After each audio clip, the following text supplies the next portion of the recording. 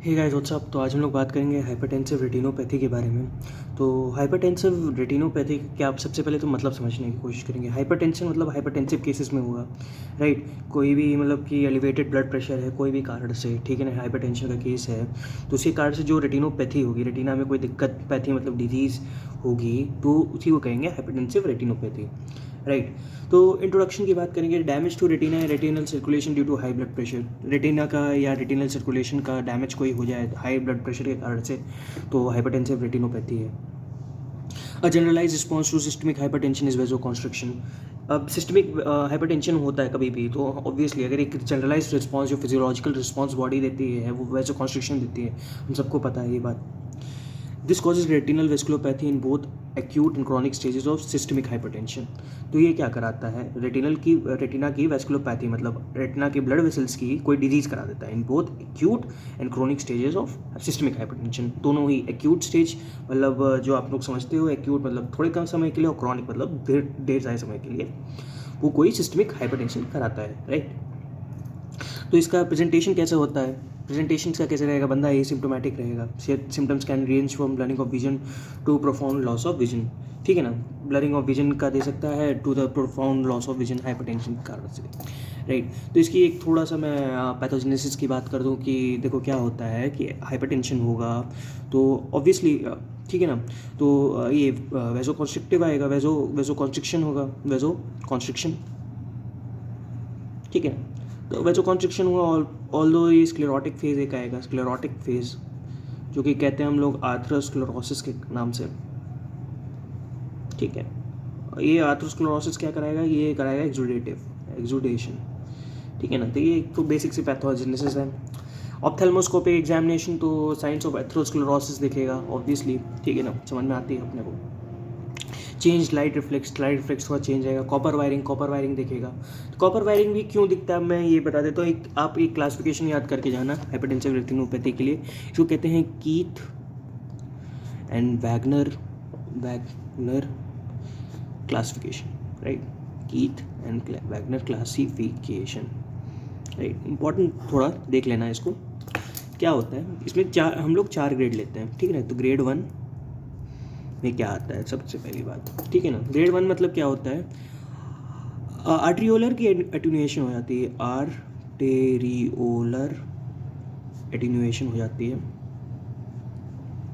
तो ब्रैकेट में मैं लिखूँगा नॉर्मल कितनी रहती है, नॉर्मल AV रेशियो जो होती है 2:3 होती है, 2:3। बट हियर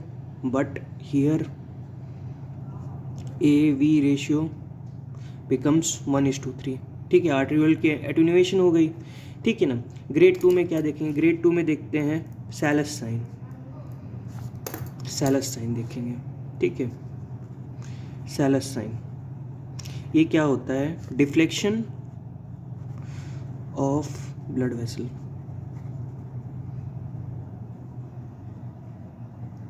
ठीक है, डिफ्लेक्शन ऑफ ब्लड वेसल। अब आता है ग्रेड 3। ग्रेड 3 में 4 साइंस आते हैं बेसिकली, ठीक है। तो एक बॉनेट साइन आएगा, बॉनेट साइन, बी से banking of blood vessel seen, ठीक है। Banking of blood vessel, B से बॉनेट, बी से बैंकिंग। फिर एक आएगा आपका गन साइन में जानते हो, गन जैसे देखो ना, गन ऐसे, ठीक है ना। तो यहाँ पे एक टेपरिंग फॉर्म का बन जाता है, तो टेपरिंग होगा इसमें, tapering of blood vessel obviously, right. फिर एक आता है आपका फ्लेम शेप हेमरेज, ठीक है। जैसा आपने डायबिटिक रेटिनोपैथी में पढ़ा था, ये सुपरफिशियल हेमरेज है, और यहाँ पे भी ये कॉटन वूल स्पॉट्स के साथ प्रेजेंट करेगा। वहाँ पे भी तो था, यहाँ पे भी है। यहाँ पे जो एक्सुडेशन आ जाते हैं और हाइपोफ्लोरेसेंट एरिया बन जाते हैं ड्यू टू न्यूरोनल डिब्रीज की डिपॉजिट्स हो जाएगी, ठीक है ना। एक होती है कॉपर वायरिंग, यहाँ पे एक कॉपर वायरिंग भी देखते हैं। तो copper wiring of arterioles, right, ये देखेंगे अपन। ग्रेड 4 में क्या देखेंगे, ग्रेड 4 में कॉपर के बाद सिल्वर आता है, सबसे कॉपर से महंगा होता है तो सिल्वर आएगा, सिल्वर वायरिंग ऑफ आर्टेरियोल्स हो गया, सिल्वर वायरिंग ऑफ आर्टेरियोल्स, ठीक है ना। और इसके साथ साथ एक पेप्लिडीमा भी आता है, पेप्लिडीमा, राइट। तो इसको कैसे याद करेंगे? सैलस मतलब ऐसे याद कर लो ना, सलमान ने बोनेट के ऊपर गन रखा। सलमान जो होता है डिफ्लेक्शन हो जाता है, गाड़ी चलाते चलाते डिफ्लेक्ट हो जाते हैं। अब किस सलमान की बात कर रहे हैं ये नहीं बताऊंगा, ठीक है ना। तो ठीक क्या है, सलमान ने बोनेट पे गन रखा, ने बोनेट पे गन रखा, ठीक है ना। ऐसे कुछ करके याद कर लो कि हाँ ग्रेड 1 जान लेना। नॉर्मल एवी रेशियो का दिक्कत होता है, 1:2:3 होता है तो 1:3 हो जाएगा। और सैलस साइन मतलब डिफ्लेक्शन होगा, गाड़ी चलाते समय सलमान खान डिफ्लेक्ट कर जाते हैं कभी कभी, ठीक है ना। अब कौन से सलमान खान है मैं नहीं बता रहा, ठीक है ना, आप सब जानते हो कौन से सलमान खान है, ठीक है। तो डिफ्लेक्ट कर जाते हैं कुछ कुछ। और फिर बोनेट पे आएंगे तो बोनेट पे बैंकिंग हो जाएगा, और गन से गन रखेंगे तो ऑब्वियसली गन साइन मतलब टेपरिंग ऑफ ब्लड वेसल। और इसके अलावा क्या क्या होता है, कॉटन वुड स्पॉट जो कि आपने डायबिटिक रेटिनोपैथी में पढ़ा था, superficial haemorrhage, flame shaped haemorrhage. और उसके अलावा इसमें कॉपर वायरिंग आएगी क्योंकि लेस महंगा है, और ग्रेड 4 में ज़्यादा महंगा सिल्वर वायरिंग आ जाएगी, ठीक है ना। तो इसके कुछ कीथ वेगनर क्लासिफिकेशन आपका हो गया इसमें हाइपरटेंसिव रेटिनोपैथी का, ठीक है। तो हम लोग थे यहाँ पे कॉपर वायरिंग पे थे, शीथिंग ऑफ ब्लड वेसल्स हो जाएगी। इसके अलावा ब्लड वेसल की शीथिंग हो जाएगी, पाइप स्टेम शीथिंग हो जाएगी, वेस्कुलर एटेन्यूएशन होगा, आर्टरीवेनस निकलिंग हो जाएगी, ठीक है ना। तो आर्टरीवेनस निकलिंग बेसिकली है क्या, ये at arteriovenous AV crossings retinal artery and vein share a common adventitial line, ठीक है ना। तो क्या होता है कि जो आर्टरीवेनस क्रॉसिंग्स पे क्या होता है कि जो रेटिनल आर्टरीज और वेन्स होती हैं उनके पास कॉमन एडवेंशियस लाइन होती है। ट्यूनिका एडवेंशिया समझते हो ना, tunica media, tunica externa, tunica adventitia. तो उसमें दोनों में क्या होता है कि ट्यूनिका एडवेंशिया की जो लाइनिंग होती है दोनों सेम होती है एवी क्रॉसिंग्स पे, राइट। तो obscuration of retinal veins at these crossings AV nicking is considered a hallmark of. यहाँ पे क्या होता है बेसिकली ऑब्सक्यूरेशन हो जाता है रेटिनल वेन्स का, एवी निकलिंग का, ठीक है ना। तो ये हॉलमार्क है किसके लिए, हाइपरटेंसिव रेटिनोपैथी के लिए, ठीक है ना। क्या होता है यहाँ पे ऑब्सक्यूरेशन ऑफ निकलिंग, ठीक है। गन साइन समझते हो, गन साइन समझाया दिया था कि टेपरिंग हो जाएगी इधर रेटिनल वेसल्स की, ठीक है ना। क्या हो जाएगी, टेपरिंग हो जाएगी। और सैलस साइन मैंने बताया दिया है, डिफ्लेक्ट कर जाते हैं, तो ठीक है ना। तो एक बार कीथ एंड वेगनर्स जो होता है, कीथ एंड वेगनर्स क्लासिफिकेशन सबसे इंपॉर्टेंट है, ये सबसे ज़्यादा पूछा जाता है, ठीक है ना। ये सबसे ज़्यादा जो है पूछा जाता है अब। और इसका हॉलमार्क क्या है, obscuration of retinal veins, obscuration of retinal veins, right, at AV crossings, ठीक। नेक्स्ट हम लोग बात करेंगे ऑप्थेल्मोस्कोपिक एग्जामिनेशन हो गई, तो नेक्स्ट हम लोग बात करेंगे extravascular retinal regions, microaneurysm, retinal haemorrhage, macular oedema, retinal lipid deposition, macular star appearance, ये सब देखने को मिलेगा। एक्स्ट्रावेस्कुलर रेटिनल रीजन्स होंगे, internal inner retinal ischaemic spots बन जाएंगे, extravascular retinal regions, microaneurysm, retinal haemorrhage, macular oedema, ठीक है ना। ये मतलब कि शायद से आई गेस दोबारा रिपीट हो गया तो इसको काट दो, ठीक है ना, इतना कोई काम नहीं है यहाँ पे, ठीक है। हाँ, तो क्या होगा कि इनर रेटिनल इस्कीमिक स्पॉट बन गया, एक्स्ट्रावेस्कुलर रेटिनल रीजन्स, ये भी लिख के आ जाओ, काम हो जाएगा तुम्हारा।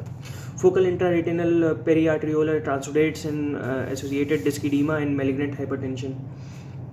मैलिग्नेंट हाइपरटेंशन में तुम्हें focal intra retinal periarteriolar transudate दिखेंगे।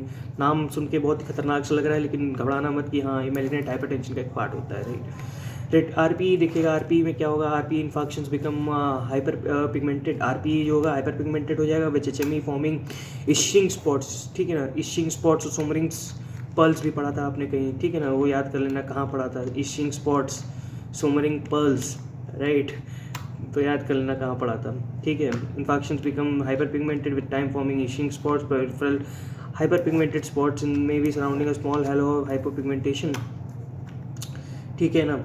और सिनर्जिस्ट स्ट्रीक्स मिलेंगे यहाँ पे, linear hyper pigmented areas directly over choroidal vessels, choroidal vessels पे ये आपको लीनियर हाइपर पिगमेंटेड एरियाज दिखेंगे directly over choroidal blood vessels, right. और एक्सट्रीम केसेस में क्या दिखेगा, hypertensive choroidopathy, serious retinal detachment, hypertensive optic neuropathy, haemorrhages at optic disc margin, blurring of disc margin, congestion of retinal veins, macular exudates, florid disc oedema. ये देख लेना यार कि हाँ इसमें सब रटने वाला कोई ऐसा कुछ खास है नहीं।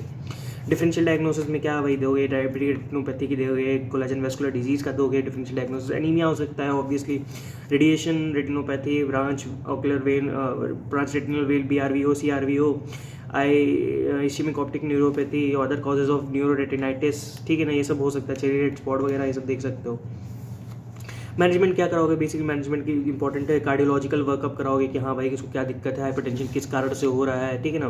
फार्माकोथेरेपी, लाइफस्टाइल चेंजेस पे क्या होगी कि हाँ फार्माकोथेरेपी जो कि एंटी हाइपरटेंसिव ड्रग्स दो सकते हो, उसको कहोगे लाइफस्टाइल चेंजेस करने के लिए कि हाँ एक्सरसाइज करें, नमक कम खाए, ये सब कह सकते हो कि हाँ एक्सरसाइज करिए, आप नमक कम खाइए, टहल लीजिए, ये सब कहोगे उसे लाइफस्टाइल चेंजेस में। तो आई गेस आपके लिए इतना काफ़ी और मोर देन सफिशिएंट होगा हाइपरटेंसिव रेटिनोपैथी के लिए। और मिलते हैं आपसे नेक्स्ट वीडियो में, तब तक के लिए बाय।